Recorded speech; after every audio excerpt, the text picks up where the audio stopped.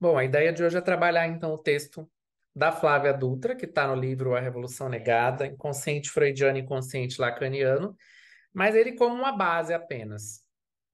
A ideia é trabalhar as diferenças entre o inconsciente de Freud e o inconsciente de Lacan, usando esse texto como base, que eu acho um texto muito bom, porque, dentre outras coisas, além de falar do inconsciente do Freud, das tópicas, de uma forma sucinta, eu diria, e partindo para o inconsciente do Lacan, ela vai falar também algo muito importante que é sobre o conceito de conceito, que é daí que a gente vai começar. E é algo que não sei se vocês tiveram acesso, quem fez graduação às vezes tem acesso, outros não. Quando a gente tem no curso da graduação algo sobre epistemologia, filosofia da linguagem, a gente tem acesso a isso, mas nem sempre é uma realidade, né? Então, geralmente a gente acha que um conceito é algo que define alguma coisa, né? E a autora vai trazer isso muito bem.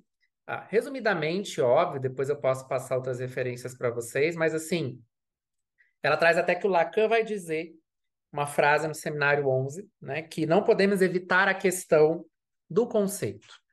Então, assim, a questão do conceito ela vai ser necessária porque um conceito não é uma categoria, não é um significado, não é um sentido, não é uma noção, não é nem sequer um termo, tá? E, sobretudo, não é uma definição. Então, quando eu falo conceito de inconsciente, não é uma descrição do que aquilo é. Isso é uma via aristotélica de pensar. Para Aristóteles, né, se define algo pelos seus fins e pelos seus limites conceituais.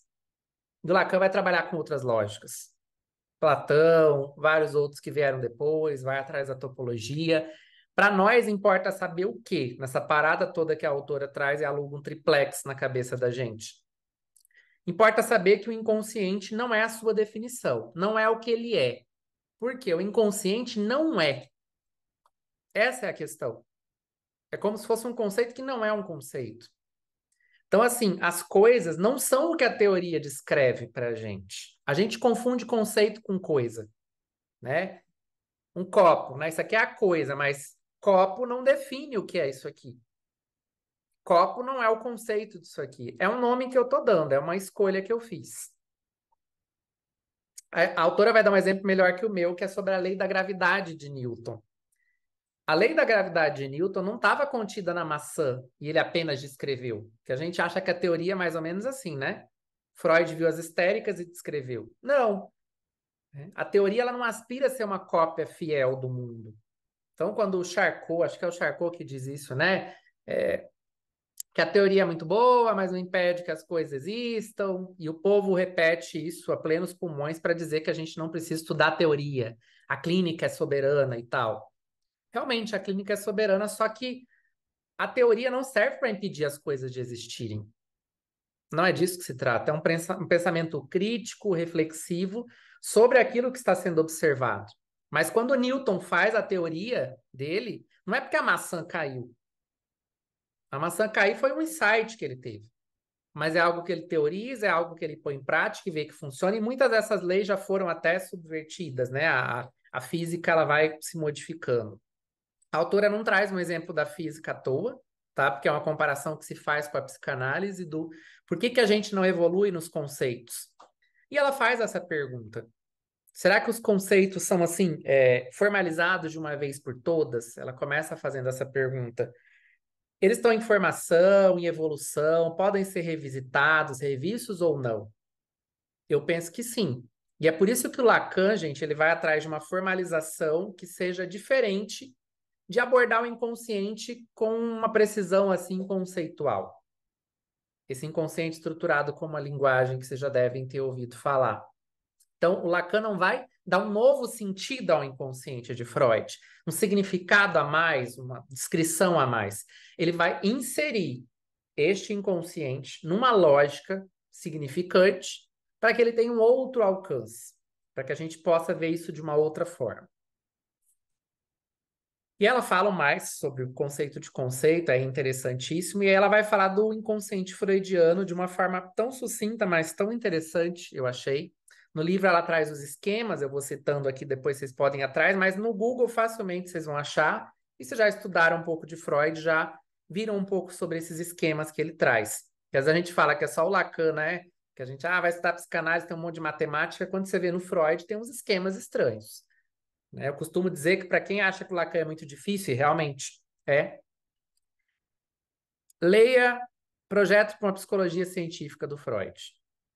Você vai encontrar um Freud complicadíssimo. De resto, o Freud era alguém que queria muito ser entendido e precisava, porque estava fundando um troço muito novo, muito revolucionário, que ia contra um certo pensamento da época, né, da medicina, de enquadrar ali as mulheres dentro de um quadro histérico, né, de não entender que tinha algo além. É uma resposta que ele dá para a medicina. Ali onde a medicina não dá conta, a psicanálise, vamos dizer assim, que ela entra.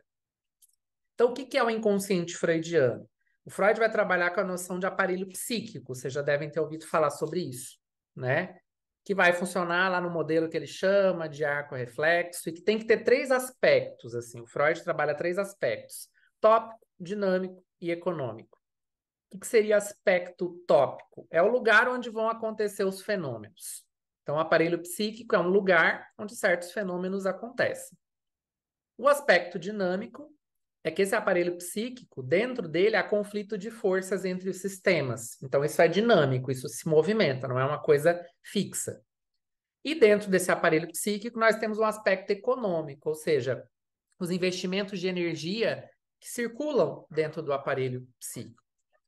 Econômico, às vezes é estranho a gente falar, porque a gente associa economia com dinheiro, mas se vocês puderem conversar com alguém que faz uma faculdade de economia, vocês vão ver que economia não tem a ver com dinheiro.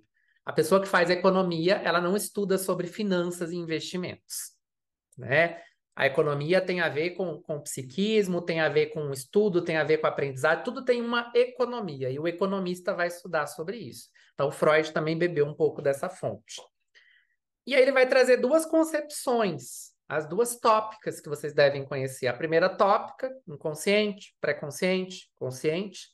E a segunda tópica, que é o isso, eu e supereu. Ou id, ego, superego. Mas a tradução melhor é isso, eu e supereu. Ego tem a ver com a tradução mais latina da coisa. E aí na primeira tópica que o Freud traz, ou seja, no primeiro lugar onde acontecem os fenômenos, que é uma primeira descrição que ele dá de onde é que está esse aparelho, né? Ele faz a primeira tópica. O inconsciente vai ser o quê? Vai ser um dos sistemas do aparelho psíquico. Então, o aparelho psíquico que tem três sistemas.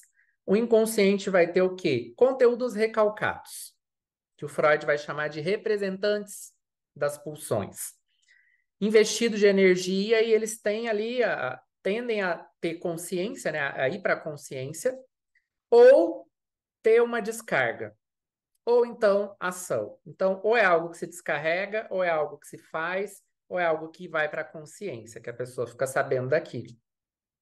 E para além disso, né, há o sentimento inconsciente de culpa, que o Freud vai dizer, que vai ser dado filogeneticamente, ele usa esse termo, porque o Freud está muito ali embebido pela genética da sua época.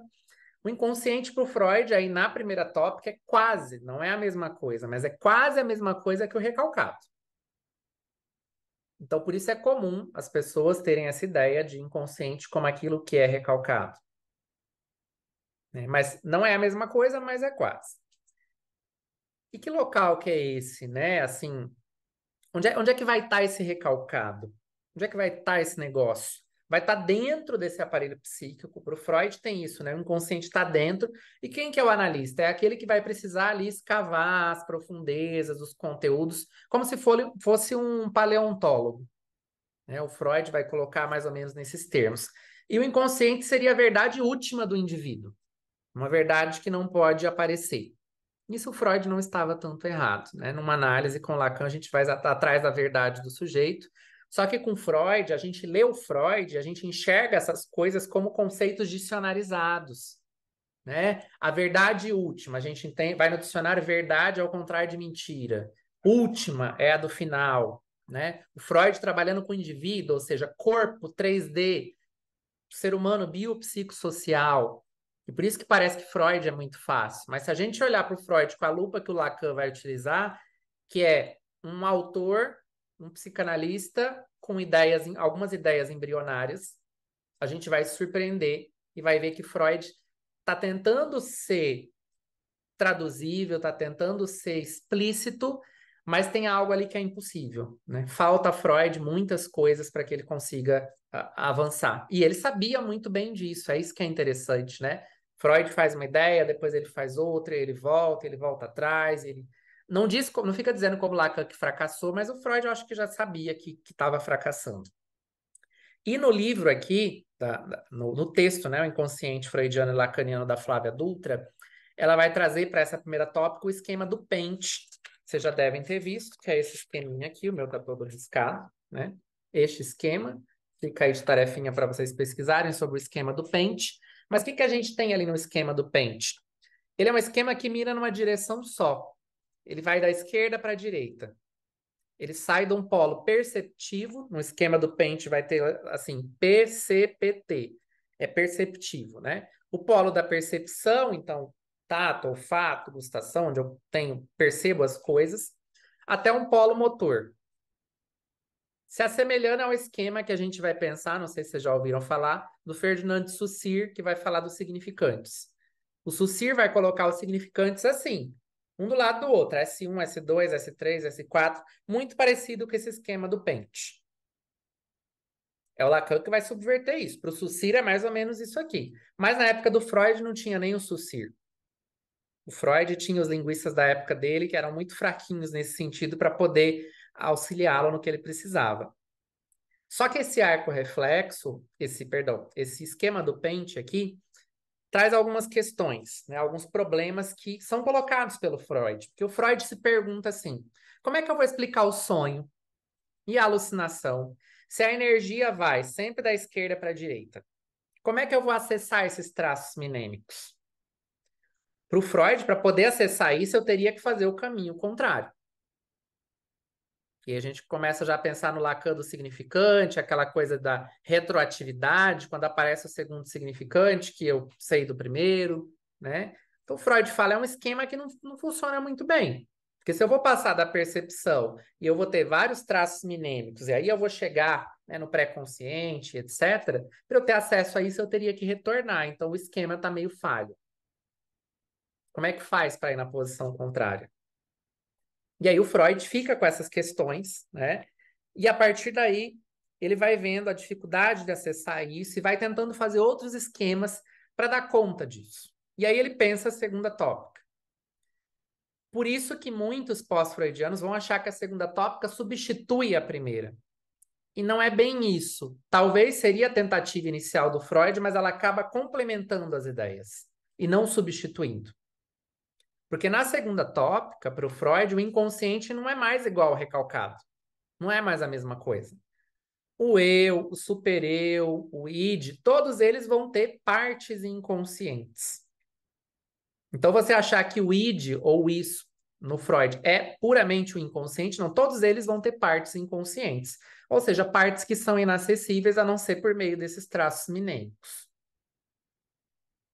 Só que assim, muitas das características que o Freud vai falar na primeira tópica, né, que são do inconsciente, ele vai transpor para o isso da segunda tópica. Então a gente entende que o isso ou o id vai ter muito mais, vamos dizer que quase 90% ali inconsciente, se a gente pudesse matematizar, e é por isso que gera tanta confusão, né? Acha-se que foi feita ali uma pequena substituição. E qual que é o esquema que o Freud vai usar agora? É o da esfera ou do ovo, eu conheço como esquema do ovo, que é esse aqui, ó. Ele vai colocar dessa forma o esqueminha. Vocês podem pesquisar. Coloca esquema do ovo no Google, vai aparecer um monte. A autora usa como esquema da esfera, né? E aí, o que que a gente tem aqui? A gente vai ter um indivíduo com um id psíquico, desconhecido e inconsciente. E sob essa superfície, porque isso é uma espécie de uma superfície, vai estar quem? O eu, ou o ego, como ela coloca aí, que vai ser desenvolvido através de um núcleo ali, né? E que está dentro desse sistema que é pré-consciente. Então, eu tenho coisas que estão pré-conscientes, que estão próximas de se tornar conscientes, outras que estão no inconsciente e que talvez nunca se tornem conscientes. E aí o id vai abarcar o quê? Um monte de coisa. Pensa assim, um caldeirão de conteúdos, né? O mais profundo do ser, aquilo que é proibido, o incesto, aquilo que não pode acontecer, aquilo que não tem lugar na sociedade, vai estar tudo dentro do id. O eu seria o quê? Aquele que faz o controle da motilidade, o Freud vai dizer assim. Ele compara ao cavaleiro tentando controlar um cavalo mais forte que ele, né? O eu é o cavaleiro e fica tentando controlar o id. Acho que vocês talvez tenham... Quando eu aprendi era mais ou menos assim, né? Esse eu fica ali tentando controlar o tempo todo, mas também ao mesmo tempo tentando controlar as invasivas do supereu, né? Que para o Freud vai ser esse que vai trazer as proibições, né? Vai impedir que alguns conteúdos cheguem à consciência, né? Só que estudando mais profundamente, a gente vai vendo que até no próprio Freud o supereu não era tudo isso, não, né? O eu é essa instância mais assim, mais próxima do que a gente chama de realidade, de percepção, né? Do que se conhece, tanto que os psicólogos do ego, os pós-freudianos, que o Lacan tanto vai criticar, se apropriam disso, né? Vamos fortalecer esse eu, esse cavaleiro. Ele precisa controlar um pouco o id, precisa controlar o superego, e é o Lacan que vai dizer que o supereu é esse que diz coisas do tipo: come mais, faz mais, né? Não fica só proibindo. Não, é uma instância que fica o tempo todo demandando. Mas para o Lacan, o supereu vai se transformar, vamos dizer assim, e tem que ter muito cuidado ao dizer isso, porque não é uma transposição simples, é uma comparação que a gente faz. Tá? Não é a mesma coisa, não é a mesma coisa. Mas o mais próximo de um supereu que a gente tem na teoria do Lacan seria o ideal do eu, que o Lacan vai grafar lá no tal do gráfico do desejo como I maiúsculo de A maiúsculo. Ou seja, um ideal do grande outro. Que para o Lacan o grande outro é esse lugar da linguagem. É de onde vem um discurso que vai se tornar inconsciente. Né? Essa listinha de tarefas que você tem que cumprir. Tem que cortar o cabelo, tem que tomar banho, tem que ser assim, tem que ter filho, tem que ter família. Não é mais ou menos isso que era o super-eu freudiano? Os tem que da vida. Né? Mas seja para o bem ou para o mal. Né? Tudo aquilo que te obriga, tudo aquilo que te empurra. Lacan vai dizer que o super-eu desgoza. Né? Então, vai mais. Só que o gozo é interditado para o falante. Falou, não goza. Por isso que eles chegam na clínica para a gente reclamando disso. É como se fosse, está todo mundo gozando, menos eu. Né? Tem alguém que consegue, tem alguém que, não sabendo que era impossível, foi lá e fez. E eu vim na análise porque eu quero conseguir também. Mas veja, o que o Freud disse não é que era errado, né? Mas era uma conceitualização, e no final eu vou dizer para vocês por que que é importante pensar o inconsciente de outra forma. E aí a autora para por aí, ela traz coisas interessantíssimas, mas do Freud, resumidamente, sinteticamente, tá, gente? É isso, né? Então vocês vão ver mais, né? Ele vai falar muito da segunda tópica no eu e o isso, é um texto bacana do Freud. E esse primeiro esquema do Pente está lá no texto da interpretação dos sonhos, né? Que é um livro gigantesco, difícil de ler, mas com umas coisas interessantíssimas. Os sonhos que o Freud traz são bem interessantes. Principalmente para a gente entender, né? Porque a ideia que o Lacan pega da interpretação dos sonhos é que o sonho não existe, né? Não existe sonho. O que existe é o relato do sonho. Mas isso é uma ideia lacaniana, assim como o inconsciente. Então, veja, para Freud, o inconsciente existe. Cada um tem o seu. E ele vai ser traduzido em análise pelo analista. O analista vai meio que tornar tudo que era inconsciente consciente. Tudo não, né? Entre aspas, o Freud sabia que era impossível de se tornar tudo consciente, mas a ideia de uma análise é mais ou menos essa. Inicialmente, essa é a ideia de Freud, e aí quando ele vê que isso não funciona muito bem, ele faz a segunda tópica, né? Que é para ver por que isso aí não se torna consciente. Né? Porque tem esse aparelho que é um pouco mais dividido. Alguns vão ter sempre partes inconscientes e vão continuar assim, né? Só que fica parecendo que o inconsciente é um homúnculo. Não sei se vocês já ouviram esse termo. É um homenzinho que fica dentro do homem, uma pessoinha que fica ali dentro, né? E aí tem o diabinho, tem o anjinho, um diz faz, o outro diz não faz, aí o outro preserva, né? E não é bem assim que a coisa funciona. Pelo menos é o que a gente enxerga dentro de uma clínica. Trabalhar dessa forma é uma forma muito arcaica de trabalhar. Para os tempos de hoje. Para a época do Freud, gente, isso aqui era avançadíssimo. Acho que precisa ficar claro isso, né? Porque quando o Freud vai dizer que existem pensamentos inconscientes, que ele escreve a interpretação dos sonhos, por quê? Para provar que existem pensamentos inconscientes que retornam por meio do sono, do sonho, do sono também, por que não, né? Mas que tem pensamentos inconscientes. É para isso. E aí, quando o Freud faz a segunda tópica, isso eu superei, aí de repente ele diz: bom, só que assim, né? Tudo isso é para dizer o quê? Que o eu não é senhor de sua própria morada. Nós temos o id, esse reservatório de pulsões, essa coisa, esse caldeirão de conteúdos que estão querendo sair o tempo inteiro.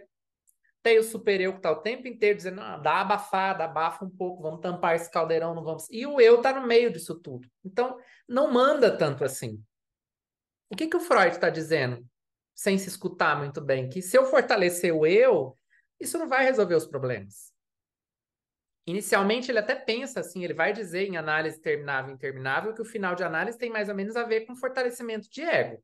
O Freud vai colocar isso, é um dos últimos textos que ele escreve. Mas é uma ingenuidade dele mesmo na teoria que ele escreve, porque se é um sistema, se é um aparelho psíquico, não se trata de fortalecer uma coisa ou outra. Tem um que é sempre mais forte. Se é um caldeirão de conteúdos, algo que não pode aparecer na cultura, é o mais profundo do ser, vai continuar sendo. Vai ficar sempre pedindo para sair, mas é uma operação que se repete. E é isso que Freud não conseguia colocar em palavras, como quando vocês veem, por exemplo, as fases do desenvolvimento. Sabe, fase oral, anágena e tal? Alguns vão tentar passar a mão na cabeça, dizer assim, o Freud não era desenvolvimentista. Fica parecendo que é, gente. Ele coloca idades, ele coloca datas. Que todo mundo tem que chegar o quê? Na fase genital. E o Lacan começa a criticar isso, né? No seminário 1 ele fala da genital love, né? Assim, é aquela coisa, tem que aprender, o resultado de uma análise é aprender a amar, trabalhar e deliberar. Mas aí o que é amor, o que é trabalho, o que é deliberação? Não sabemos, né? Só que uma coisa é o Freud falar isso, outra coisa é alguém pegar a teoria dele, como alguns pós-freudianos que foram para os Estados Unidos fizeram e ainda fazem até hoje, tá? Não avançarem. E aí eu volto no que a autora pergunta lá em cima, dos conceitos. Será que não dá para avançar nos conceitos? Não tem progresso? Um conceito é sempre um conceito. Freud falou, a água parou. Uma teoria, gente, ela precisa ser batida. A gente precisa ir em cima dela. Só que o Freud fazia o quê?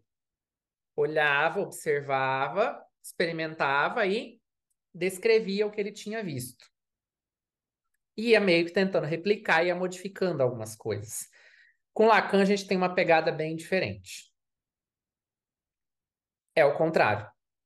Eu vou partir de uma teorização. Eu preciso ter um ponto de partida. Eu preciso saber qual que é o objeto desse negócio. O que que eu vou observar? Eu vou para a clínica, eu vou atender pessoa, mas vou atender o que? A pessoa? Né? Não, a gente está trabalhando com um sujeito que não é esse mesmo indivíduo que o Freud trabalhava. É ele que chega na nossa clínica, mas a gente vai em busca disso que está escapando. Dessa frasezinha, quando o Freud diz que o eu não é senhor de sua própria casa. Se o eu não é senhor, por que que eu vou atender o eu na minha clínica? É de eu que se trata? Então quem é que manda nessa bagaça? Tem mais alguém que tem a chave dessa casa. Quem é que tem essa chave? E com Lacan a gente vai atrás dessa chave. Ou, como ele chama, dessa cadeia significante. Disso que está comandando, que está regendo esse negócio, a revelia desse que nos busca. E aí a autora vai trazer na página 38 já o inconsciente por Lacan. Ela traz alguns conceitos e eu acrescento outros, porque o Lacan vai definir, digamos assim, bem entre aspas, o inconsciente de várias formas, tá, gente? Ele vai dizer que o inconsciente é o discurso do outro, né? Por que que é o discurso do outro? Porque, assim, aí é que eu acho interessante a psicanálise lacaniana, porque com Freud não é uma coisa individualista. Cada um tem o seu inconsciente, não sei se vocês perceberam isso. Cada um tem o seu reservatório. Em momento algum, né, o Freud diz muito claramente, isso está nas entrelinhas, de que esse caldeirão de conteúdos do id, ou do inconsciente também, é formado pelas outras pessoas. O Freud vai lá através do quê? Do Édipo.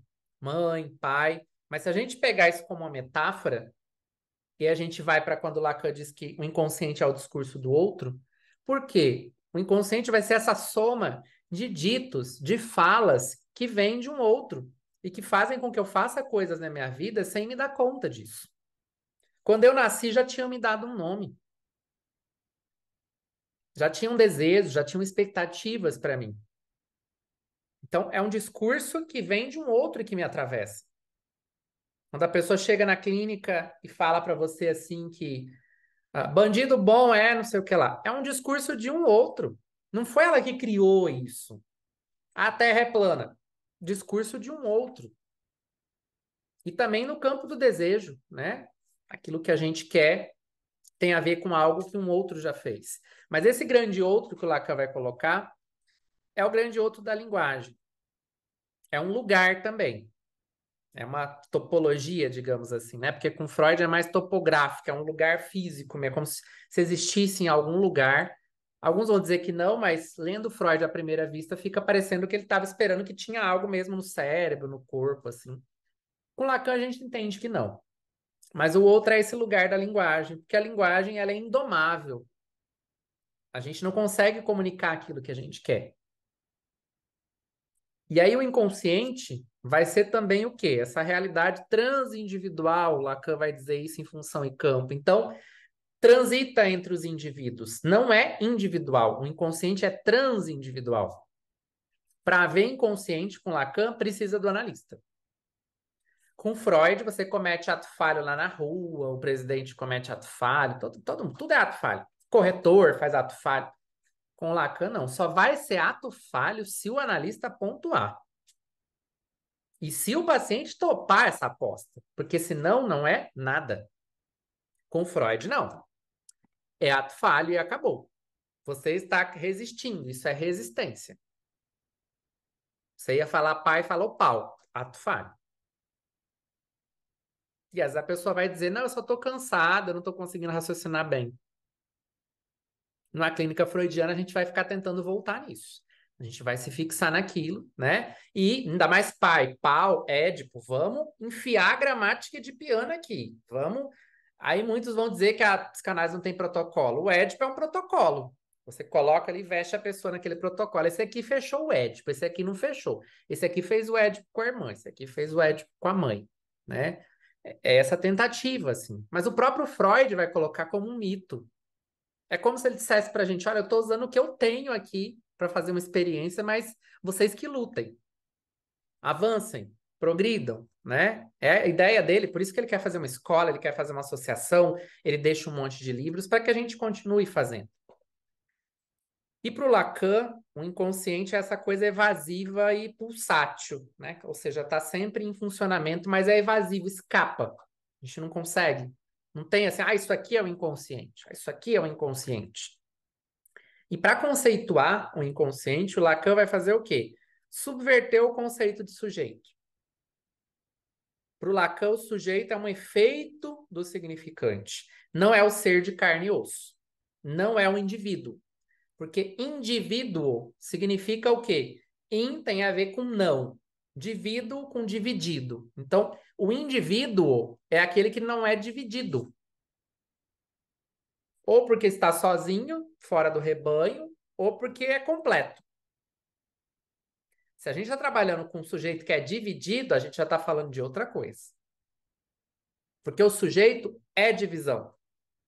Não é esse homúnculo, essa pessoinha que está ali no meu cérebro comandando tudo. É isso que o Freud disse. O eu não é senhor de sua própria casa. O Lacan vai entender o quê, né? Que a gente tem ao eu ali, essa imagem do meu corpo, quem eu acho que eu sou, mas tem uma rachadura. Não é uma outra pessoa, não é um duplo de mim. Não é uma metade também, mas é algo que me divide. Quero muito passar num concurso, mas aí eu não estudo. Que sujeito é esse que está apontando para onde? Né? Então, é um sujeito do inconsciente, ou seja, é um sujeito que pertence ao inconsciente. Ele não tem um inconsciente. Então, quando a gente diz sujeito do inconsciente, é que pertence ao inconsciente. Porque o inconsciente, né, o Lacan vai chamar de isso, né? Isso se pensa. Não é individual que cada um tem o seu. Alguém falar assim, ai, meu inconsciente. Isso não existe, gente. Inconsciente não é de ninguém. Sabe quando os pacientes chegam na clínica, ou pessoas familiares com aquela queixa de pensamentos intrusivos, gatilhos, pensamentos incontroláveis, algo que me invade? O que eles estão dizendo pra gente? O óbvio, que precisa ser dito várias vezes, e que o Lacan sacou. Isso é o inconsciente. O pensamento se pensa sozinho em algum lugar. Se a pessoa chegou para você e ela disse que ela tem pensamentos intrusivos, olha só, o pensamento está vindo de fora, está vindo do outro, é um discurso do outro que está me atravessando. Entende a soberania da clínica? São os pacientes que dizem para a gente isso hoje. É um pensamento intrusivo, invadiu a minha cabeça. Ou seja, veio de fora, veio de alguém, não é meu, não surge, não brota de dentro o pensamento. E eu não controlo o que eu penso. Tô aqui casado e tô morrendo de vontade de pegar geral, como assim? Mas aí tem um discurso que diz que abaixa o romantismo, vamos liberar tudo. Aí tem outro que diz, não, a gente tem que casar. Aí tem a igreja, aí tem a televisão, aí tem os indígenas, aí tem não sei quem, aí tem a Nassui, tem um monte de gente falando um monte de coisa. Tudo isso vai formar o inconsciente. E não está no interior de nada, gente. O inconsciente, o Lacan vai dizer, está na superfície da palavra. O Freud meio que olhou isso, mas não conseguiu enxergar muito bem, porque o Freud estava trabalhando no nível do signo linguístico. Então, se a pessoa está falando mãe, é aquela que gerou, aquela que pariu, aquela que briga. Com Lacan, se a pessoa fala mãe, a gente fica pensando, do que é que se trata? Não sabemos o que é uma mãe. Tem a mãe idealizada, tem a mãe de carne e osso, uma mãe mais simbólica. Porque com Lacan, o inconsciente vai ser isso que a gente vai deduzir, que a gente vai fazer uma hipótese, né? A partir de uma abertura e um fechamento de um ato analítico do analista. Um ato de discurso. Uma pergunta, um questionamento. Não é uma caixa de Pandora. Ai, abriu e agora a gente vai trabalhar isso aqui. Não. É uma aposta do analista.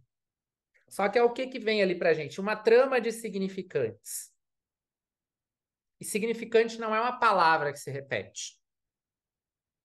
É algo que vai ter que se associar com outro significante para que a gente possa compreender o que está ali.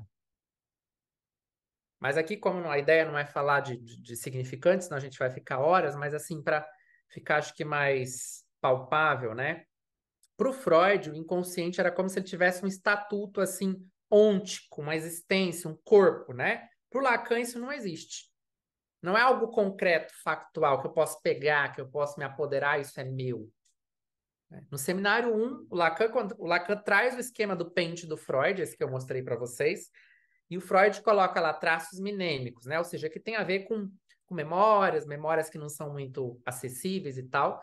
O Lacan vai substituir os traços minêmicos por S1, S2, S3, S4, que seria significante 1, 2, 3, 4.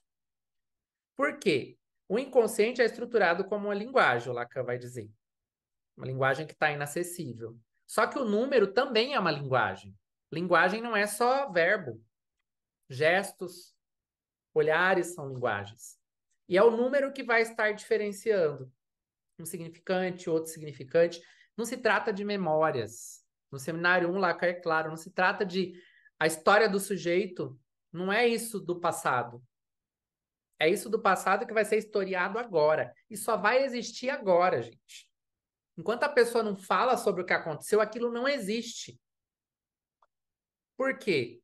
Não tem um fato de discurso ali. O fato que interessa pra gente é de discurso. Vocês vão vivenciar isso, quem já atendeu, eu sei que tem gente aqui que às vezes não atende na clínica, que o paciente fala, nossa, agora que eu passei, eu me senti até mais leve. Agora que eu falei, eu me senti até mais leve. Passou. Não é só catarse. E não se trata tanto de dar nome aos bois, mas tem muito mais a ver com uma coisa parecida com... É quase um batismo, assim, sabe? É tipo um registro. Por exemplo, uma criança vem ao mundo. Ela existe, certo? Quem teve filho. Existe um serzinho ali, não existe? Só que ele só existe no plano simbólico, no campo da lei, quando ele tem um registro. RG, hoje CPF. O que que aquele número do CPF ou do RG indicam? É um número aleatório, mas é a partir dele que eu existo. Ou seja, é estando na lei, estando na linguagem que eu tenho uma existência. O inconsciente é a mesma coisa. Só vai existir a partir do momento que um outro legitima, e é o analista que vai fazer esse registro. A autora dá exemplo de significante bem basicão, assim, porque é uma coisa que passa batido às vezes, que parece redundante. Quando alguém chega e diz assim: ah, eu descobri que meu irmão não é meu irmão. Mas você pode entender, ah, ele está falando que ele achava que era irmão biológico, ele descobre que é filho de outro pai. Mas a gente pode pensar em dois significantes. É a mesma palavra, irmão e irmão, mas qual que é a diferença? Ou o irmão que eu pensava que era maravilhoso, gostava de mim, não existe. O que eu tenho é um irmão que me passa a perna. Veja, não é sobre irmão, sobre filiação, sobre genética, é sobre outra coisa que estamos falando. E ela dá outro exemplo do sintoma, né? Se alguém erra o caminho do trabalho uma vez, pode ser um ato falho, simplesmente. Ela errou. Agora, se ela erra 5 vezes o caminho do trabalho, a gente pode perceber que tem algo do sintoma aí. Ou seja, tem algo que se repete. Então, veja, para o Lacan, está no significante, está na palavra, tá nisso que me é dito, isso que é falado. E só aconteceu porque eu estou falando. Se eu não falar, aquilo é um, sabe? É um fato real, como a ciência vai chamar, mas cada um vai ver aquilo de uma forma. Por isso que a pessoa chega para a gente com questões que são da ordem do real, que o Lacan vai dizer, que é um dos 3 registros, né? O simbólico seria esse do significante, o imaginário é esse todo de sentido, sentido, o tempo inteiro eu quero sentido. O neurótico chega sofrendo de sentido, tem um excesso de sentido na vida dele. A gente vai fazendo os cortes para o simbólico, mas por quê? Porque diante dele se apresenta um real que é um impossível lógico. Por que que o Lacan chama o real de impossível lógico matemático? Porque você olhando o que o paciente está te dizendo, não é impossível. Por exemplo, eu quero emagrecer e não consigo. É impossível emagrecer? Não, não é impossível, né? Tem gente que consegue, não tem? É diferente dele falar assim, ah, eu queria pegar o sol na mão. Aí é uma impossibilidade, se não for uma metáfora. Agora, eu quero emagrecer, eu quero namorar, eu quero casar, eu quero ter filho. Se a mulher não está com 60 anos, ela quer ter um filho biológico, ok, senão é impossível mesmo. Mas assim, é um impossível lógico. Dentro da lógica que esse paciente está trazendo, isso está impossível. É o analista que vai modificar essa cadeia significante, essa lógica, para que talvez o impossível se torne possível. Então, se para o Freud o inconsciente é esse sistema dentro de um aparelho que a gente vai ter que pesquisar, ser um paleontólogo ali, ficar escarafunchando, para o Lacan ele é uma estrutura. É o que está sendo dito atrás daquilo que se fala. Só que a gente tem que ir atrás. E a autora termina dizendo, né, que a causa para o Lacan é um ponto de partida. O que que funciona como causa? O buraco gerado por essa articulação de significantes. A pessoa está falando uma coisa, mas ela está falando de outra coisa. Meu irmão não é meu irmão. Eu sou uma mãe, mas eu não quero ser uma mãe como a minha mãe. Isso no senso comum passa batido. Para a gente para e olha, mas qual que é a diferença? Do que estamos falando aqui? Ah, ela me abandonava, não sei o que lá. Tô dando um exemplo bem artificial, tá? Não é nada da minha clínica, não. Mas é um exemplo clássico que às vezes acontece. Então, estamos falando de abandono, estamos falando de abuso. Qual que é o tema? O sujeito para o Lacan tem a ver com assunto, tem a ver com tema que está sendo dito, que está... É isso que não pode ser falado, mas está sendo dito de certa forma. Está sendo mostrado.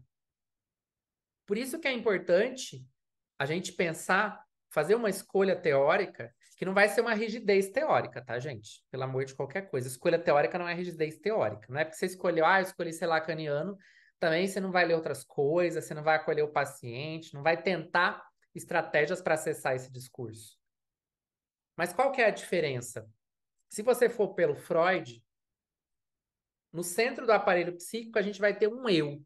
Tem um aparelho psíquico e tem um eu. Ou seja, tem ali algo de consciente, né? Algo de que eu me percebo, eu sei quem eu sou. Um sujeito cartesiano, né? Se eu penso, logo sou. Sou um sujeito pensante. Com o Lacan, o que que importa? É um buraco que tem no núcleo dessa estrutura. Que o Lacan vai dizer, sou ali onde não penso. E é o que os pacientes trazem pra gente. Eu fiz um negócio sem pensar. Traí minha mulher, larguei o serviço, fiquei doente, bati no meu filho, bati no cachorro, bati o carro, bebi demais. Eu fiz sem pensar. Ali eu sou. Mas não é que a gente vai legitimar, você é um bebum, você é uma pessoa. Não, não é disso que se trata. Né? Mas é a gente levar essa pessoa que nos busca para um lugar dela consentir com isso que o Freud cantou a bola. De o eu não ser senhor de sua própria casa. Então, por isso que se alguém busca uma análise para se autoconhecer, o Lacan vai dizer que dispensa, né? Mas é uma trollagem dele, porque não se trata disso. As pessoas nos buscam assim, tá? Para se autoconhecer no sentido, às vezes, de ter um grande trunfo na vida delas. Então, eu vou conhecer certinho quem eu sou, porque aí eu vou conseguir controlar tudo muito bonitinho e tal. É a neurose atual dos nossos tempos, como o Freud vai dizer. Como assim neurose atual? Tá todo mundo um pouco obsessivo, tá? Tá todo mundo um pouco obsessivado, que é a lógica neoliberal, né? Afasta você do outro, você tem que se virar com a sua vida, você é sozinho, se vira, você é um adulto, né? Como assim adulto? Um adulto que não pode ter liberdade de escolha é uma criança, então. A criança não escolhe. De onde é que se tirou que a criança faz o que ela quer? Não, tem um outro escolhendo por ela. E aí, como é que isso vai influenciar? Porque fica parecendo. Ah, tá, tem umas diferenças, né?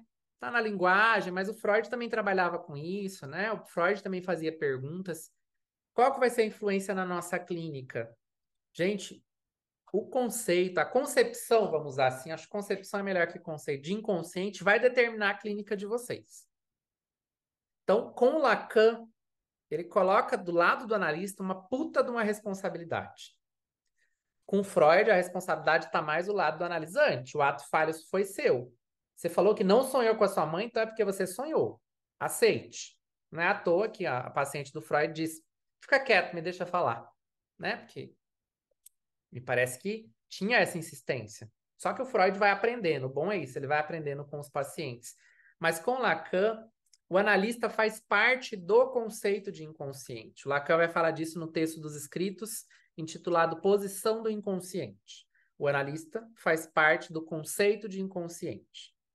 E sua presença está destinada a fazê-lo surgir. Isso ele vai falar no seminário 11. Então, a presença do analista é para quê? Para surgir o inconsciente. Surgir não é assim das profundezas, tá? É uma construção que vai ser feita ali. É contingente, é uma coisa que acontece ali. E o que, que o analista vai fazer? Perturbar essa homeostase, essa coisa meio zona de conforto que os pacientes às vezes falam, que é a fantasia e que é o sintoma. Então, como eu disse agora há pouco e repito, só tem ato falho, gente, se o analista registra assim. O analista, para o Lacan, ele não escuta, ele lê, ele é um leitor. E um leitor, gente, leitor de um livro, eu estou lendo esse livro. Quando eu leio esse livro, eu me torno um pouco autor dele também. Entendem? Eu vou conversando com a pessoa aqui que escreveu, eu vou discordando de algumas coisas. Por exemplo, esse livro tem vários textos. Se eu começo a ler pelo primeiro, eu vou ter uma visão. Se eu começo a ler pelo último, eu vou ler outra. Eu tenho essa liberdade de participar da escrita de um texto que parece que já está pronto. Os nossos analisantes são como livros que chegam para a gente e se apresentam como prontos. Não, eu estou pronto, eu só quero que você tire esse negocinho aqui, ó. Essa manchinha aqui, o resto pode continuar.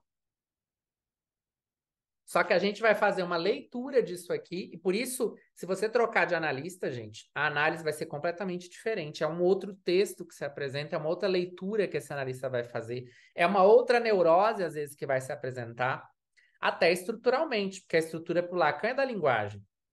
Se o inconsciente é isso que vai se produzir entre analista e analisante, essa estrutura que vai ser produzida, se começa a fazer análise comigo, eu enxergo uma estrutura ali mais neurótica.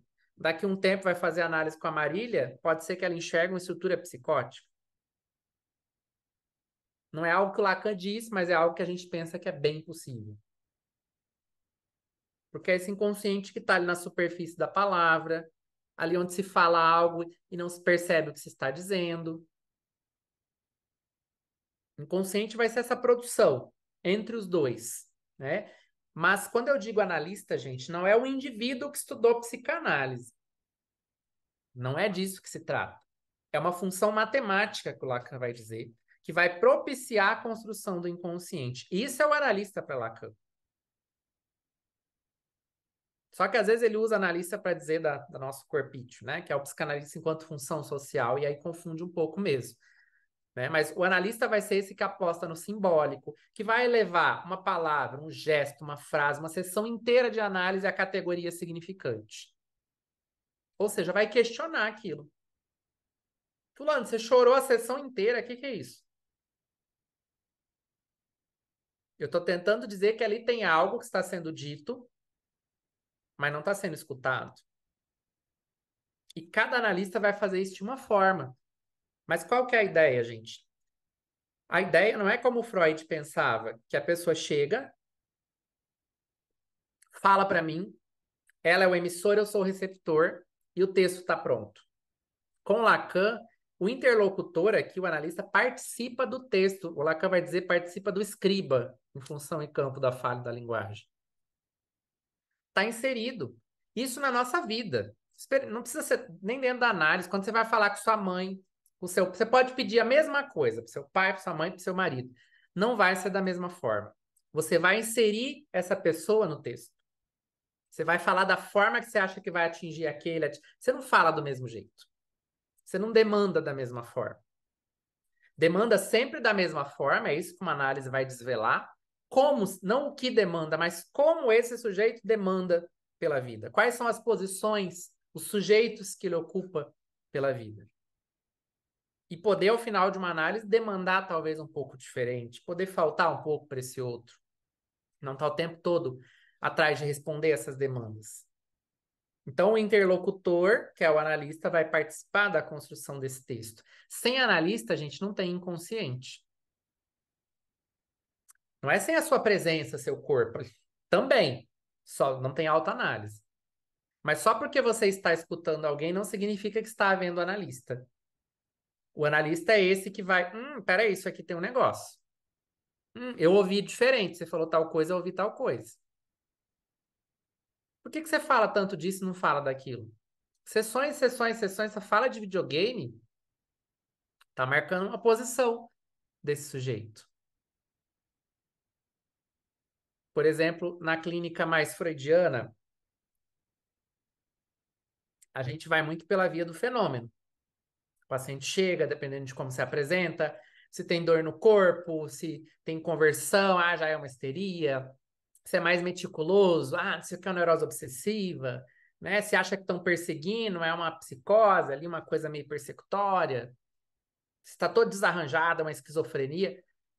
Com a psicanálise lacaniana, a gente escuta, a gente lê esse texto que está diante da gente. A gente não vai ter as histerias, os casos paradigmáticos do Freud, histerias clássicas, isso não existe mais, não tem mais esse negócio. Então, assim, nada é um modelo, tá? Por isso que o Lacan não vai deixar casos escritos, mas a clínica de vocês vai ser muito diferente, dependendo da abordagem dentro da psicanálise, vamos dizer assim, se é que a gente pode chamar de abordagem ou linha, que vocês escolherem, né? Achando que o inconsciente está mais nas profundezas, então eu preciso saber da mãe, da tia, da avó, do pai, da infância. Eu preciso na infância, eu preciso saber quando começou a andar, não tem essa necessidade.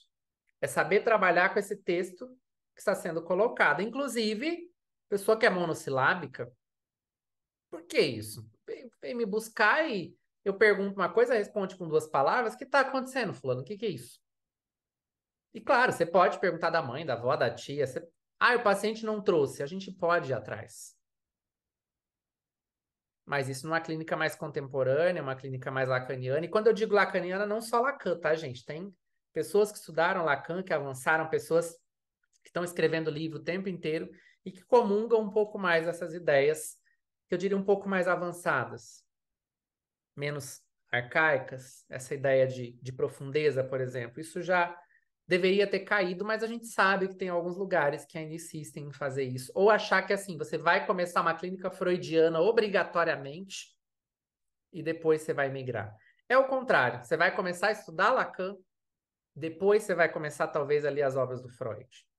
Não vai ter muita diferença. Até porque é impossível você conseguir estudar toda a obra do Freud para depois ir numa outra coisa. Porque são clínicas muito diferentes. Quando você mudar, os pacientes vão querer migrar também, porque não vão suportar. É uma clínica onde o analista participa mais, está mais ativo, está mais vivo, conversa, não é neutro, enfim, aí tem várias outras nuances. Gente, era isso que eu queria apresentar para vocês. Não sei se vocês gostaram. Marília tá cansada de me ouvir, não deve ter novidade nenhuma, né?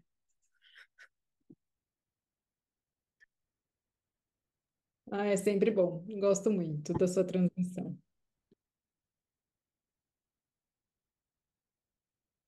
E aí fiquem à vontade, gente, para perguntar, ou também para sugerir algo, ou para compartilhar alguma experiência.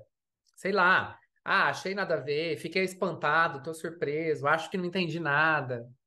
Fiquem à vontade. Deixa eu perguntar uma coisa, então. Você falou agora no final, né, que é, você quis dizer a clínica lacaniana que pergunta mais, que participa mais. Isso. Isso. Uhum. E aí você colocou, eu não vou lembrar a palavra que você usou, mas você quis dizer assim que é, eu entendi, né, pelo menos, que você pode, pode pontuar na clínica, tipo, dar opinião, né? Aí eu queria que você falasse um pouquinho. São as operações que a gente faz, né? Que, na verdade, basicamente é a interpretação que a gente faz, né? Só que não é a interpretação no sentido de traduzir o que o paciente está dizendo, mas de provocar ali algum equívoco, né? O inconsciente para o Lacan é um equívoco, né? Provocar alguma coisa ali, nisso que essa pessoa trouxe, é não deixar passar. A gente, enquanto psicanalista lacaniano, não pode deixar passar. Claro, às vezes vai, mas assim, essa coisa de fale-me mais sobre isso e fique e falando e volta para sua casa. E aí eu traduzo algumas coisas. Para quê? Para reforçar o quê? Né? Ah, então você está me dizendo isso. Às vezes a gente faz um pouco no sentido de organizar, principalmente no início, fazer umas retificações, né? A gente está o tempo todo tentando construir uma demanda de análise, ou seja, o que, que pode ser respondido pela psicanálise? A Marília está rindo, né? E precisa retificar algumas coisas, porque chega muito sentido para a gente. Eu sei tudo o que precisa fazer na minha vida, eu só não faço. Ah, o que, que precisa fazer? Aí separar do marido, aí você vai vendo. Por exemplo, separar do marido. Divorciar é uma coisa, separar pra gente, processo de alienação, separação, é outra coisa. Então a gente aluga um triplex ali, vamos dizer, né? O analista é esse que aluga um triplex na cabeça do analisante. Não sei se eu te respondi. A gente não dá opinião, né, diretamente, mas a gente pode e deve questionar aquilo que a gente não entendeu, né? A gente precisa criar uma pessoa muito curiosa para fazer análise com a gente. Que a Ô, pessoa Lu, chega e conta tudo como estivesse pronto. E você vai dizer, mas isso aqui, tipo, seja mais curioso aqui, vamos ser mais curioso ali, e aí a gente vai caminhando. eu acho que é aquilo que o Lacan fala, né? De não entender muito rápido. Porque o sentido vem, a gente sempre vai ter. Ai, eu entendi. Não, a gente nunca sabe o que o outro está falando, né? Nunca sabe. E a gente vai dando esse puxão, tipo, mas do que não tá falando? Tá trazendo esse monte de coisa. É um sacode que às vezes a gente dá. Porque fica parecendo que na clínica freudiana é muito tranquilinho, só que veja, gente, no muito tranquilinho, no silêncio total, o analisante vai entender muitas vezes que tem uma resposta para a demanda dele, que você está dizendo sim, ok para tudo. E outra coisa que é legal também pontuar, que eu vejo muita diferença, é que na psicanálise lacaniana a gente trata a realidade discursiva. não a realidade factual, né? Então, tem muita diferença aí. E eu vejo, assim, que em Freud isso acabava sendo teste selvagem, assim, não sei. Com Lacan, a gente entende que a história da pessoa ela é importante, só que como a Marília disse, né? Esse fato discursivo. Ou seja, não interessa, tá mentindo, tá falando a verdade. A pessoa tá falando. Lacan até brinca, né? Quando eu digo que estou mentindo, eu tô falando a verdade ou eu tô mentindo? Eu digo para você, eu tô mentindo. Eu tô falando a verdade. Não, mas você tá mentindo, mas a própria linguagem nos trai. Né? Então, a gente vai atrás disso que está sendo falado, é aquele texto que trouxe, é aquilo ali, é aquela realidade. É isso que está neurotizando, é isso que está dificultando, e às vezes a própria pessoa vai dizer, nossa, não era nada disso. É isso então? Ninguém mais quer perguntar, dizer nada? Todo mundo cansado, né? Gente, obrigado, tá, pela aposta que vocês fazem na minha transmissão. Eu que agradeço vocês de estarem aqui e até as próximas.